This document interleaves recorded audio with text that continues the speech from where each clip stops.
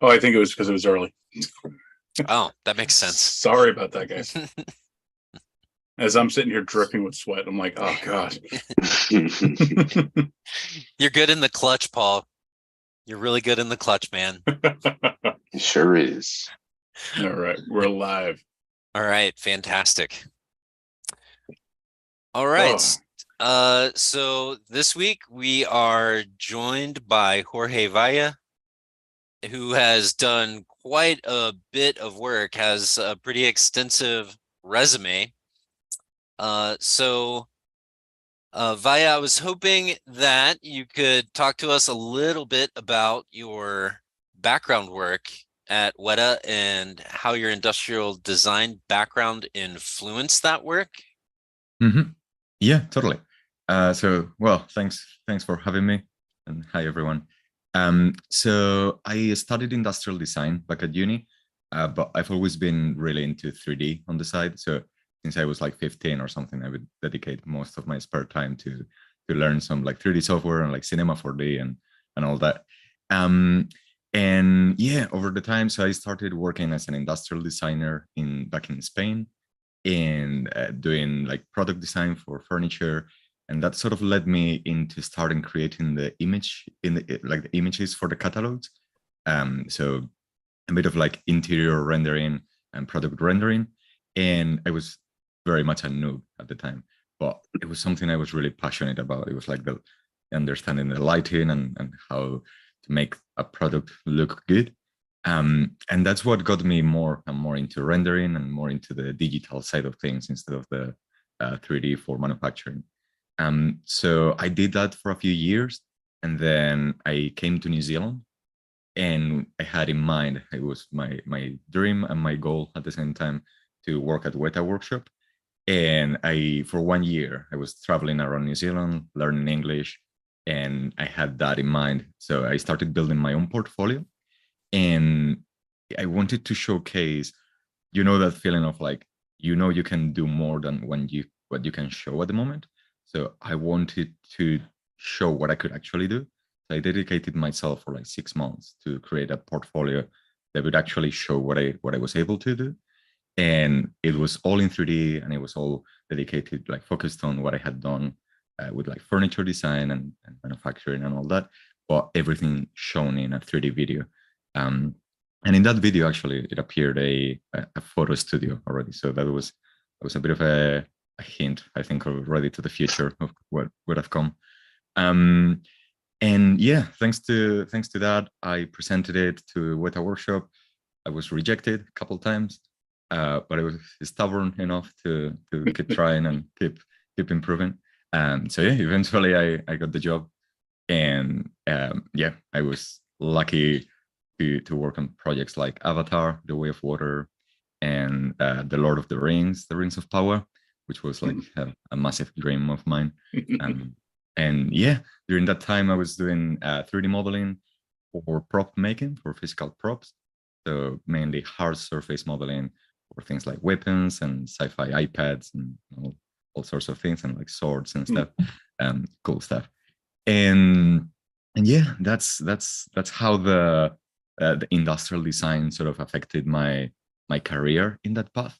But on the side, I've always been really, really into like 3D in general and programming and CG. So with those things combined, yeah, that's kind of like what has led the path to where I am now. Super interesting. So I think JM, you have the next question. I do, yes. What helped you decide to make the photo studio, and could you tell us about some of those features? Totally. So as I mentioned, I started getting into like product visualization when I had to do it for the actual products that I was designing and working with at the company. So from that point, I started like trying to learn more about how to visualize products and how to light up things. And for some reason, like a photo studio setup is always something that has been really appealing to me.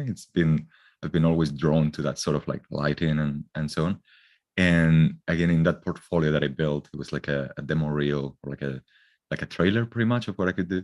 And there was that part that was just a photo studio with a chair in the middle, and I made it so with like some lights popping up and like different, like showing different lightings and stuff. And that was 5 years ago. So I think that brewed in my head when I was starting to get into Unreal Engine. And I thought, well, why should I not translate this into a real-time engine? And since Unreal Engine also offers the like interactivity set of things, let's say the idea got out of hand, and I ended up just developing a full plugin out of it. So it basically started just trying to translate a photo studio, like a 3D scene, into Unreal Engine with the 3D models and stuff. And then I started thinking, what if I could do like a tripod that you can move and it updates in real time? What if the tripod was like, you can move it up and it gets like some like a scissor system? And if you could like point the lights and stuff, and it was like, this is actually really cool. What if I actually make it usable for other people? So yeah, that's how Metashoot came to be. That is super cool, man. Thanks for sharing that. Yeah, I gotta say, I really liked when I was kind of researching you, looking at the light studio. It was absolutely amazing. I loved it. And like I was saying, when I was researching you, I noticed you have a broad skill set, like a lot of different interesting talents. I saw that you have like these different woodworking skills, and you're also major into the blueprints and such. But I wanted to know, like, comparing generalists to specialists, how would you say like all these skills help you in a single project? Yeah, great question. So for me, I think I found my strength in being a generalist, in being like in learning different parts of the pipelines, and like rather than specializing in one of them. For me at least, and I know artists that, or like developers that are really specialized in something and they are the best at it. But for me, I find that understanding the whole workflow and understanding what each step of the process means for each person makes work easier. And that way I want to like dive deeper into each single part and all that. So that makes me want to learn more about the whole pipeline instead of like really focusing on one part. And I suppose that has helped me a lot. For example, when I was doing Metashoot, I did all the 3D modeling, all the texturing, all the lights and all the programming. I even learned C++ to program it properly, because I started in blueprints and then I was like, surely this can be optimized more. So I like that process of curiosity of like what I can learn next and how can I apply it to the same project, or like to the sort of like focusing, like funneling all those ideas or skills into a single project. Yeah. So yeah, for me, being a generalist gives you more flexibility in the long run. Also, I feel like we live in quite a quick evolving industry. It's really fast paced, the way that software changes, the way that the industry standard changes. So having that flexibility to adapt to different workflows, different programs, I think is good.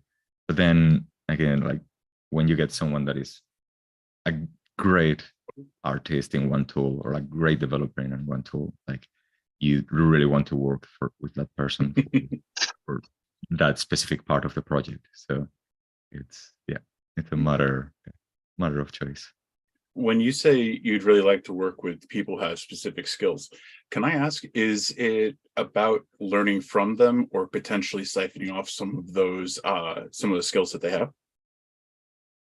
It's definitely learning from them is a part of it, but I think it's more about being mesmerized by how they can do something that I could never do or could never do in the next 5 years unless I focus a lot on it.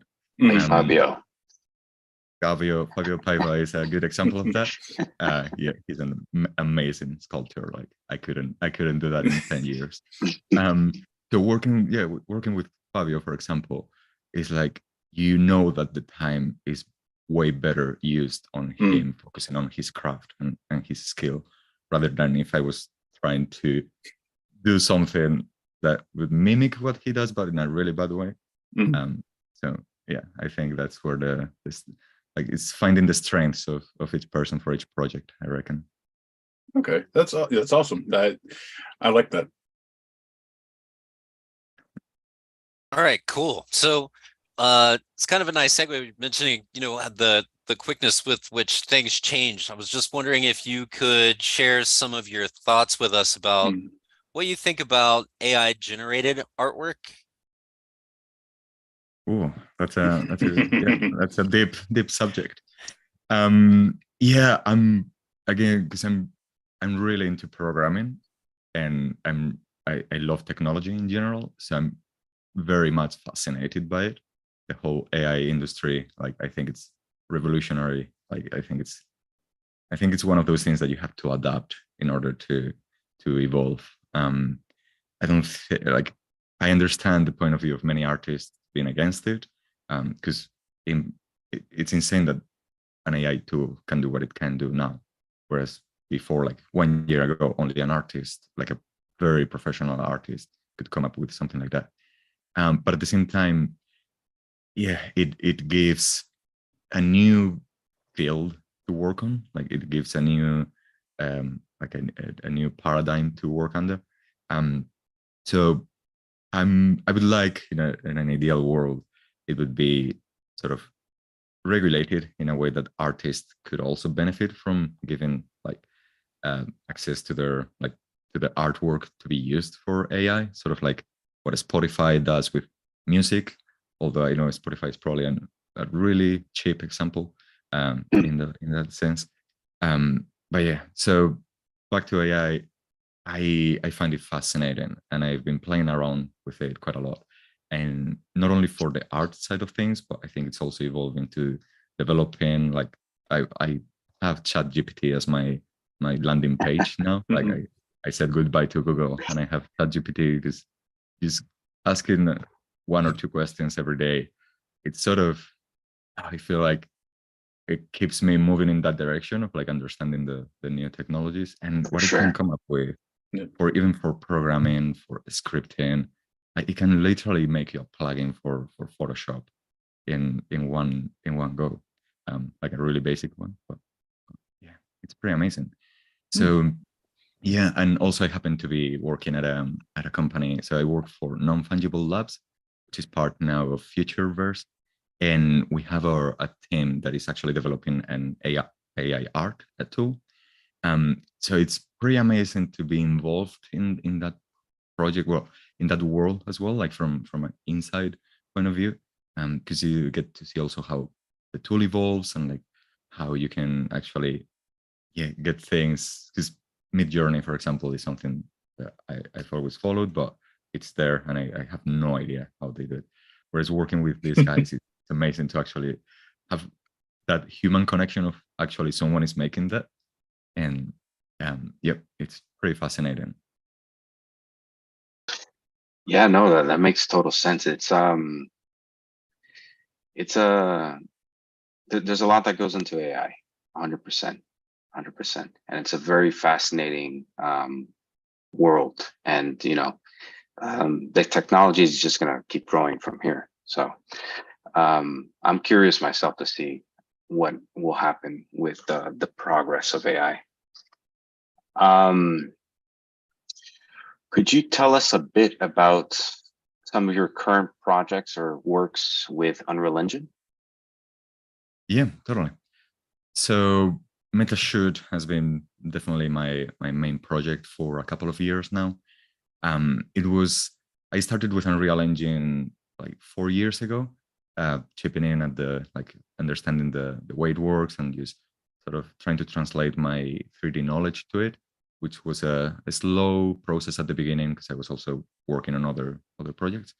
Now, in the last couple of years, I've been focusing 100% on it, and Metashoot allowed me to do that. So I was learning at the same time that I was developing something that I was passionate about. And with Metashoot came a lot of understanding of how the tool works, and one of the most, I think, important things for me, or more enjoyable things from Unreal Engine, is the ability to automate things. So where I work now at Non-Fungible Labs, we are developing mainly NFTs and video game characters. And we, if you know about NFTs, they may be collections of like 10,000 different characters. And you obviously cannot have one artist doing one per, like one unique character 10,000 times. So there have been obviously like in the past, like mix and match techniques to create characters in Maya and Blender and all that. Well, we've sort of tried to push it even farther with Unreal Engine. So the latest collection that we developed was purely done in Unreal Engine. It's called Buzzies, and we actually released yesterday part of it. And they are real-time characters, and they are real-time build characters. So it's like in a video game when you have like a selection of a character and you can customize it. But we've done it in a way that it can be unique and it can be created in real time out of like a DNA that each one has. Really? So yeah, it's been, we are pushing definitely the boundaries of what we can do with real-time 3D technology. And we are showcasing that in at some point in the near future. So that's been a great learning curve as well, to how to automate things. So again, Unreal Engine is so good at like development and like with the blueprints and C++, like you have so much control over the programming of it. So Buzzies has been a great project to sort of dive deeper in the insights on how to render 5,000 different characters in one go without having to change anything manually, how you can build something in real time, just changing one number or one string. So that's been the main project that I've been involved at the company lately. Apart from that, I've done quite a bit of VR. I got really into virtual reality over like one year ago or something. I had a couple of Meta Quest headsets around, and I've stopped it for a bit because Metashoot doesn't have VR at the moment. And I say at the moment because I'm already planning on adding it at some point, because I would really love to be able to just put the glasses and like being in a photo studio where you can move the lights around and like just grab take the camera and take a photo and have a render. But yeah, VR is something that I'm getting into. I don't know, VR is, we were talking about AI and the future. I think VR is unclear where it's going at the moment, because there is all the XR or augmented reality on top of it that seems to be growing quicker maybe than VR. Well, yeah, I'm trying to stay on top of that technology, at least to see where it goes and be able to work with it. So those things have been my core projects and my core motivation for working in Unreal Engine. All right. So Wow. also, sorry. Oh, go ahead. Oh no, so I really like your points with VR, and it seems like you have a lot of ideas and aspirations for this industry and how you can work within it. Given like your process, how does your curiosity and your creativity drive your process? Big time. So I'm a very, very curious person. Like I always try to find like the way, like how things work, or like how I can make things better. And like have the, I go down very deep rabbit holes sometimes out of it, but it usually comes back to again putting everything together in the end towards a same purpose.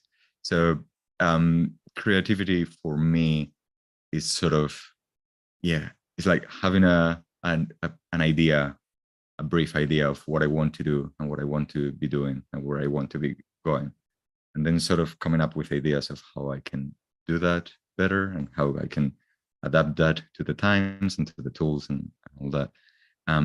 So it's a massive part of the process that I'm still sort of trying to manage how to not let it get out of hand, because it's really easy to go really creative and lose focus on like start doing something that you are enjoying more at the point, and then forgetting about the main project that you had and all that.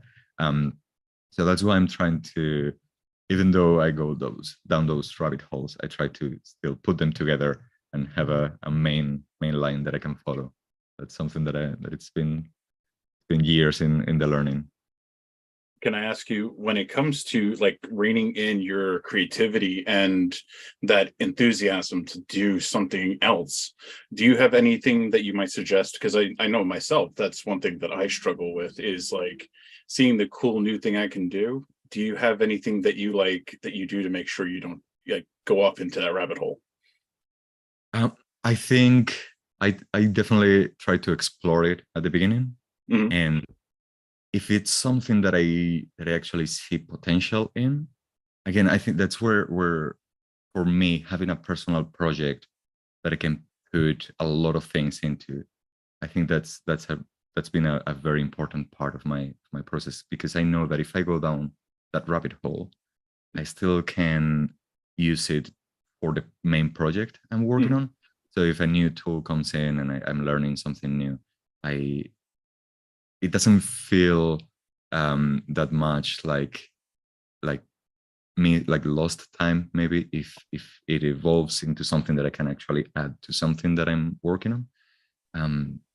So I think for me, it's not about not going down those rabbit holes, but about how to make those rabbit holes useful in the future for other projects or for other stuff.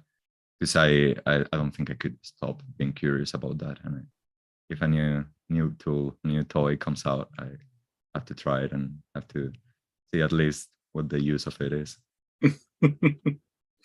That's awesome.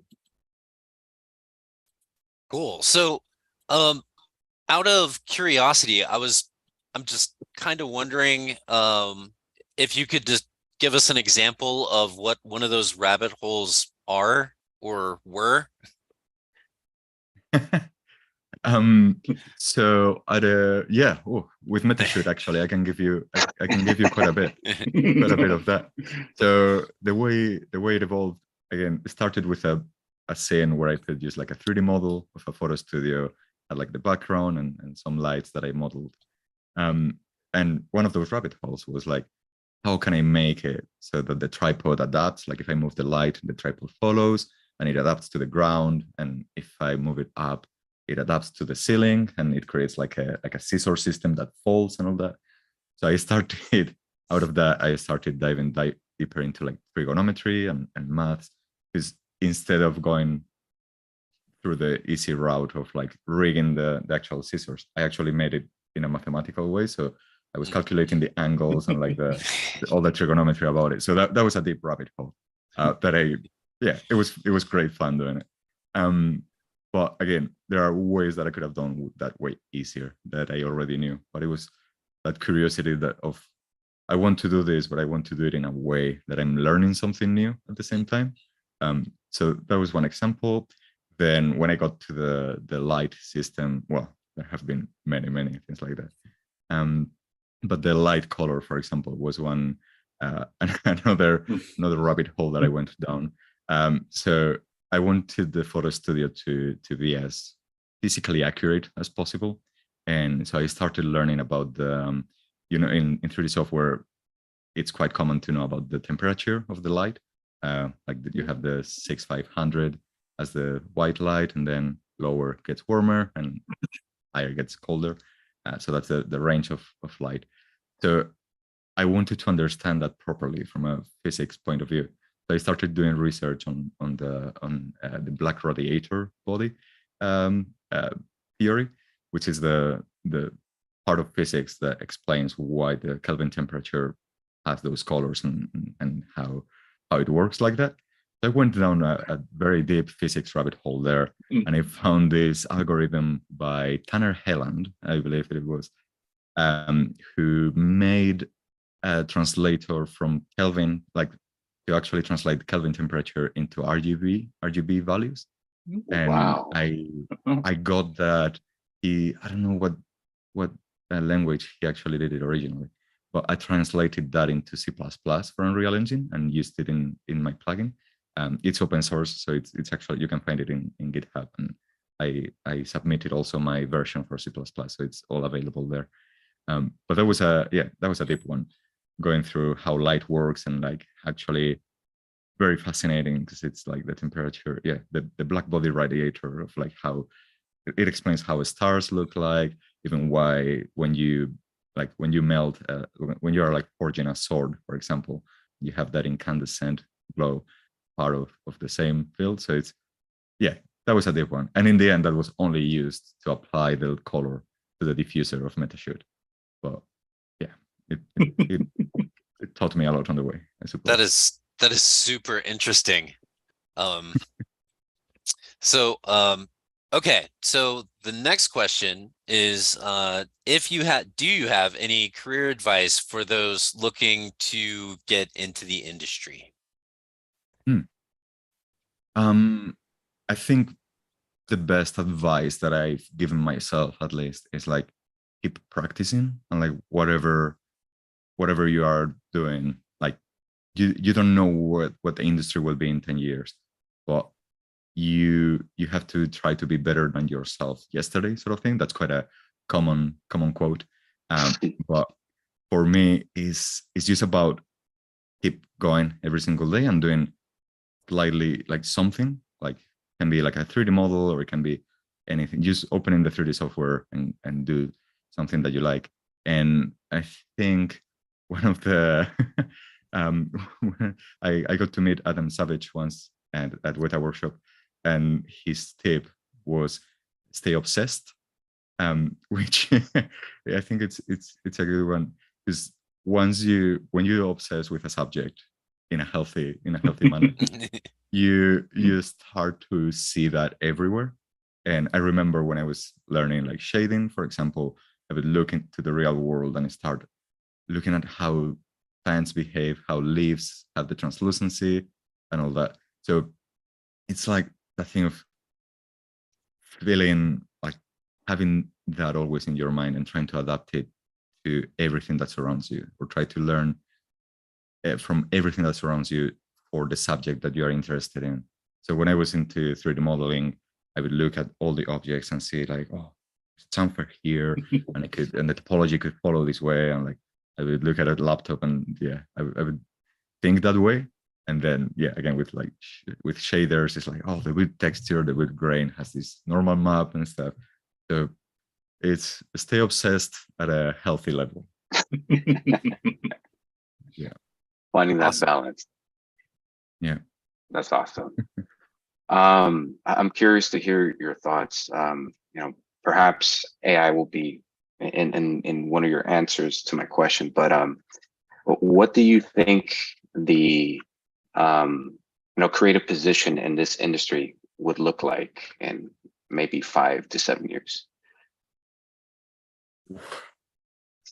That's so difficult to answer now, because like 1 year ago, my response would have been more normal. Now, 1 year ago, I would have said that, well, we are like getting into like real-time technology, so it would probably be like video games and interaction and all that. Now suddenly we have like AI art, AI programming. We have all sorts of like the nerve, the nerve technology, all the 3D scanning things. It's a point where it's really difficult to know where the industry is going at all. But I think I would say that interactivity will be a big part of the industry in the future. We saw that with video games already taking over the film industry sometimes, where a video game that you can be a part of is more like involving, or more probably a better experience than a film, when film was always probably the top of the entertainment industry. So I think if we follow that direction, it's all about being more involved with the story and with the game, or with what we are developing. So any sort of interactivity will be will be a good line to follow, I reckon.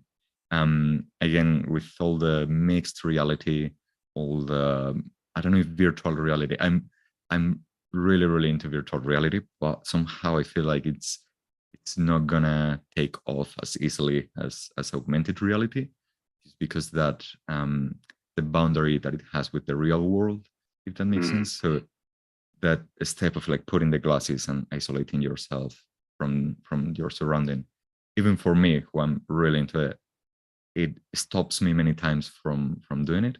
Whereas I feel like something like augmented reality or mixed reality could solve that problem and make it more accessible for everyone. So for me, that's sort of what I see the technology heading towards. And then in terms of like software and the tools that we use, teams, yeah, I don't know, Unreal Engine and Unity are all obviously like fighting, like trying to one up each other, which is great for the industry. It's us like pushing forward for sure. It's also difficult to choose one, and like it's when you have to focus on one, you always feel like, I really hope this one actually succeeds in the future. Right. Absolutely. Taken over. I've been there before with like I was a Cinema 4D user for like I've been for 15 years now or something. And then obviously Cinema 4D was not industry standard whatsoever, apart from like motion graphics maybe, but not in the film industry at all. So like seeing things like Blender now popping up and like if I would have learned that earlier. But yeah, it's complex. It's complex, but that's another thing where like adapting and being flexible and learning quickly, it will help no matter what you do. That's so true. I mean, it almost seems like every month there's a new piece of software that pops up someplace, and you're like, but I need more hours in the day. Help me. Yeah, totally. Yeah. So it's so difficult to keep up. Oh, sorry. Yeah. I was thinking now that the like have you guys seen the new the 3D generative like AI tools, like where you can get a 3D model out of AI just by typing a text? The NVIDIA one? There are videos, but there are also like actual 3D models. Like I think they use like a point cloud system at the moment. So it's not a mesh, but you can type like a penguin riding a bicycle, and it actually appears a point cloud of it. Oh wow! Which is, yeah, I think it's NVIDIA developing that. And again, for someone who comes from a 3D modeling background as well, that's insane. Like that would have been like, yeah, that would have put me off back in the day. But now, I don't know what the evolution of that will be. But again, adapting to it is important. 100%. Agreed. Yeah, for sure. I believe, Paul, you had an extra question or two. Oh yeah. So I know that you originally come from Spain, and with Valencia, my son actually is a huge fan of engineering. He's an aspiring engineer, and he is in love with the City of Arts and Science, I believe it's called. And he is like dead set. He's like, once I'm done with high school, he's like, I'm going. Oh, good. So I was wondering if you actually had ever been there, or did it actually did you ever find any inspiration from it? So I'm from a way more boring place in Spain, I'm afraid. I'm from Valladolid. It's middle of nowhere in Spain, closer to Madrid. And I've been to Valencia once, actually. It was at an engineering competition, but engineering university competition, but it was a sports social competition. So we were playing like volleyball and like basketball and stuff there. But when I went there, we spent like 3 days, and we were like in the campus of the University of Engineering and Design. And I was so jealous to see what they had there. Because in my hometown, the university is just a building, and you have there is not that much. Like you go to a class and then you have the books and stuff. You don't live like the design around you. Whereas in Valencia, is like you are surrounded by the best architecture, the best design, the best engineering, and you sort of feel it there. So you can definitely tell why the guys from Valencia were way better than us at the engineering. So it's a really good place to go. I have a couple of friends there, a couple of friends who went there to uni as well. And what you learn there is way more valuable than what you can learn in many universities. I can definitely understand what you mean about being like immersed in a certain thing.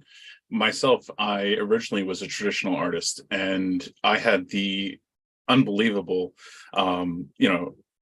gift to be able to go to Italy when I was younger, and I went through Rome, Assisi's, and Florence, and just seeing this, like, it's one thing to see a picture of these magical sculptures, but to actually be in front of them, it's probably very similar to like what you experienced. Totally. I love Italy for that reason. I was there last year, like 6 months ago or something. And like Florence, like you get so much inspiration just by walking on the street, like suddenly seeing a piazza, like a full of sculptures.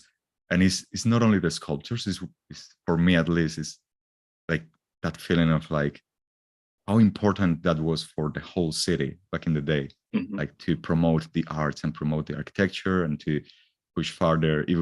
Obviously, it was really related to religion and the church, but the way they pushed all the development of all those things and the way people lived it's insane just walking down those streets and seeing all the art. I want to go back already. Same.